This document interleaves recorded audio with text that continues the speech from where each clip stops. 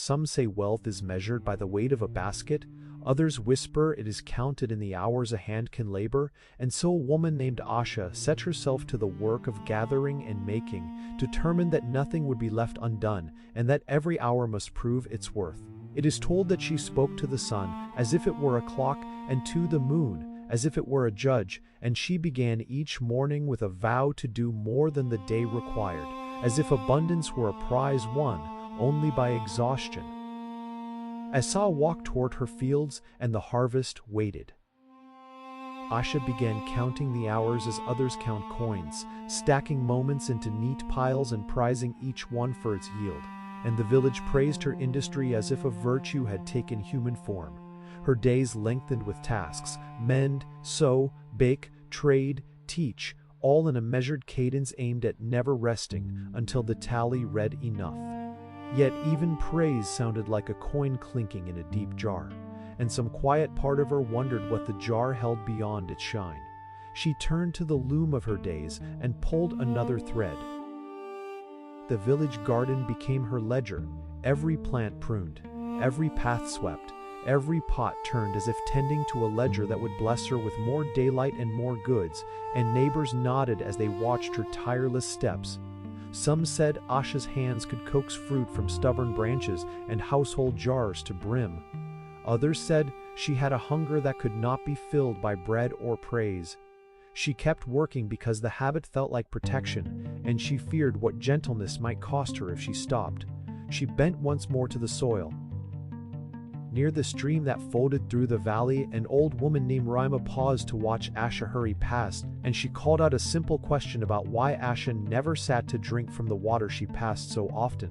Asha smiled tightly and said, "There is work to do and little time," while the ripple of the stream answered in a soft, contrary voice that some things renew when paused, not when pushed. Rima only nodded and tossed a pebble into the current, watching Asha's reflection blur as if telling a secret. The pebble spoke of rest without loudly saying so.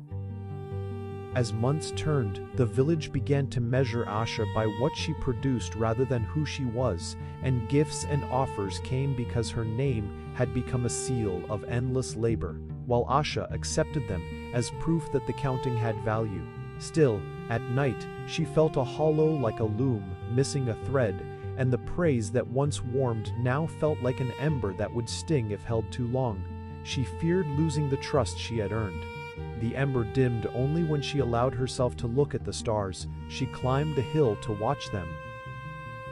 One dawn, after nights of quiet strain, Asha woke with hands that trembled like leaves and a throat as dry as last autumn's reed.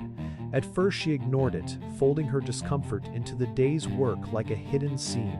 She made bread with less rhythm, tied knots with fingers that had lost a memory, and when the children came to learn, her voice frayed at the edges as if something inside had reached its limit. Yet she pushed on, for the prize of more still gleamed ahead. The day grew heavier. At midday, her loom, the great wooden frame she'd used for years, let out a terrible groan and snapped a line, an ordinary accident in any workaday life. But to Asha it sounded like a bell tolling. The sound seemed to say, "You cannot weave every thread." Her hands stopped mid-motion, and for the first time she felt the world tilt. The broken wood lay like a sentence unfinished, and fatigue opened its mouth to speak. People gathered with tools and offers, but she only washed the broken line. The crowd hummed and then quiet. Rima approached with gentle hands and said, "You may mend it now and keep the pace, or you may mend yourself first and let the loom wait." And everyone looked for an answer as if a verdict must be immediate. Asha felt the tug of habit and the pull of a new fear. To rest would mean risking the chamber of respect she'd built.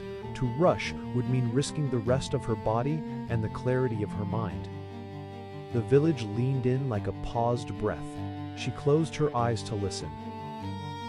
Asha imagined the world without her tireless hands, jars unfilled, ovens cold, neighbors disappointed, and the vision felt like a small famine, so she nearly chose to mend the loom at once and return to the ledger of hours. Yet the image of a life stitched by someone else also came, steady, patient, and slower. And for the first time she understood that speed and worth were not the day instruct her. That evening Asha walked to the pond where willow branches drew long shadows across the water, and there she watched a single leaf float and circle without hurry, turning as the current suggested rather than striving against it. It is told that the leaf looked like a small life that chose its own pace, and Asha recognized in it a courage she had not allowed herself, the courage to stop before breaking. The pond reflected a woman who had always been busy, and she saw that stillness was not surrender. She sat with the leaf until twilight fell. Asha returned home with a slow step and told Rima and a few close friends that she would rest for 3 days before mending the loom, and their faces shifted between astonishment and relief, as if she had announced a small rebellion against a law none had dared break. The village murmured, for many equated rest with weakness, but those who loved Asha recognized her choice as a different kind of strength, as if she had collected her courage instead of coins. She laid down her tools and let silence hold her for the first time. The air around her softened. In the 3 days she rested, Asha noticed things she had never seen in passing: the exact pitch of a neighbor's laugh, the slow opening of a flower at dawn, the way bread smelled when it waited rather than rushed, and her breath returned like rain to a dry field. She found that some tasks did not require her immediate hand, and that others, when done with fresh strength, yielded better than frantic effort ever had. The village watched, half in wonder and half in fear, as the woman they knew unraveled old certainty to weave them. The sky. When she returned to the loom, it was with hands that had chosen their rhythm rather than been driven by it, and she found that mending the wood took patience, not speed, that the knots she tied were steadier and the cloth came out truer, because her hands remembered rest as part of the craft. Her neighbors noticed the change. The sewing that once frayed now held firm, the bread tasted deeper, and the jars she filled with a steadier hand. Asha did not do more in a day. She did better and felt more joy as the work unfolded. The village slowly learned to value the quality threaded through time.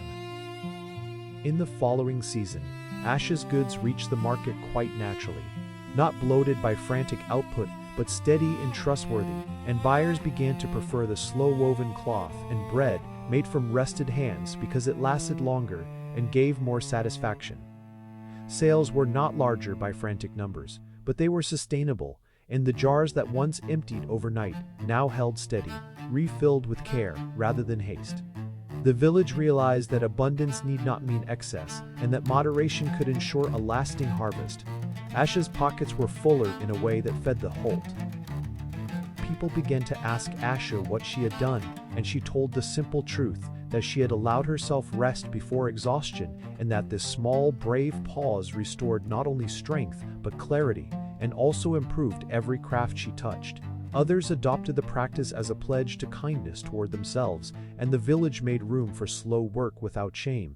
Even those who once measured her by endless output now measured the community by its steadiness, and the old fear of losing praise softened into something wiser, a village that guarded its people.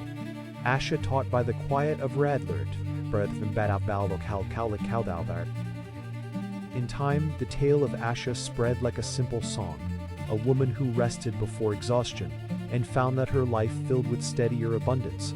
And so the parable closes with the quiet truth that wisdom tempers greed, and moderation yields a harvest that endures. And from this story come the financial lessons. Set limits on how much you chase. Schedule rest before burnout. Prioritize sustainable gains over frantic returns, and measure success by lasting value rather than fleeting totals. These lessons are the conclusion of the parable, and they be called de wild yields. But it's before Fried